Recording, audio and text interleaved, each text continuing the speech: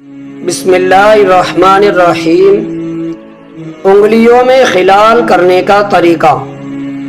ہاتھ کی انگلیوں میں خلال کرنے کا طریقہ یہ ہے کہ ایک ہاتھ کی ہتھیلی دوسرے ہاتھ کی پشت پر رکھ کر گیلی انگلیاں ایک دوسرے میں ڈال دی جائیں، جبکہ پیروں میں خلال کرنے کے لیے الٹے ہاتھ کی چھوٹی انگلی استعمال کرے، اور بہتر ہے کہ سیدھے پیر کی چھوٹی انگلی سے خلال کی ابتدا کر کے الٹے پیر کی چھوٹی انگلی پر ختم کرے۔ داڑھی میں خلال کرنے کا مسنون طریقہ۔ داڑھی میں خلال کرنے کی مسنون صورت یہ ہے کہ سیدھے ہاتھ کی ہتھیلی کو گلے کی طرف کر کے گیلی انگلیوں کو ٹھوڑی کے نیچے لے جا کر داڑھی کے درمیان سے اوپر کو نکال دے۔ پورے سر پر مسح کرنے کا حکم۔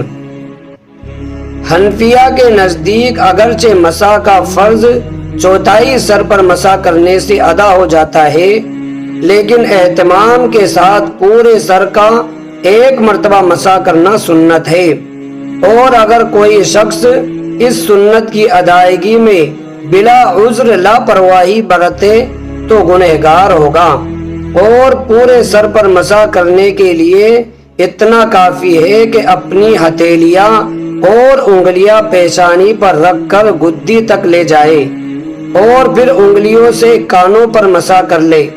اور بعض لوگوں نے جو یہ طریقہ لکھا ہے کہ مسح کرتے وقت انگلیوں اور ہتھیلیوں کو الگ رکھا جائے تاکہ مستعمل پانی کہیں نہ لگے، تو محققین فقہا کے نزدیک اس طریقے کا الزام بے اصل ہے۔ سر دھونے سے مسح کا حکم ساقط ہو جاتا ہے۔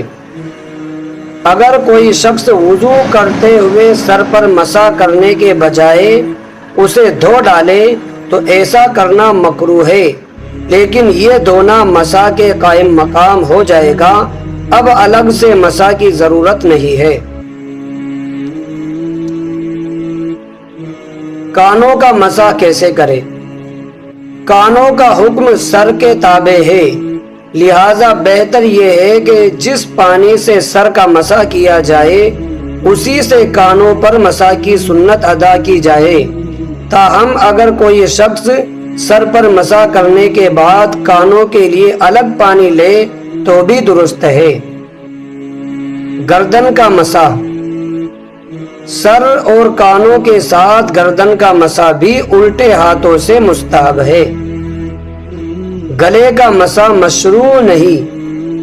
وضو میں گلے پر مسح کرنا ثابت نہیں ہے، بلکہ خلاف سنت اور بدعت ہے۔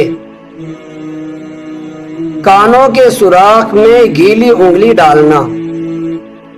کانوں کے مسح کے وقت دونوں سوراخوں میں گیلی چھوٹی انگلی ڈالنا مستحب ہے۔ وضو کے دوران باتیں کرنا۔ وضو کے درمیان لوگوں سے بات چیت کرنا پسندیدہ نہیں ہے، الا یہ کہ بر وقت بات کرنے کی ضرورت ہو۔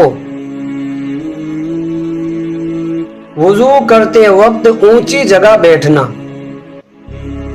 مستحب یہ ہے کہ اونچی جگہ بیٹھ کر وضو کیا جائے تاکہ استعمال شدہ پانی کی چھینٹوں سے حفاظت ہو جائے۔ وضو کرانے میں دوسرے سے مدد لینا۔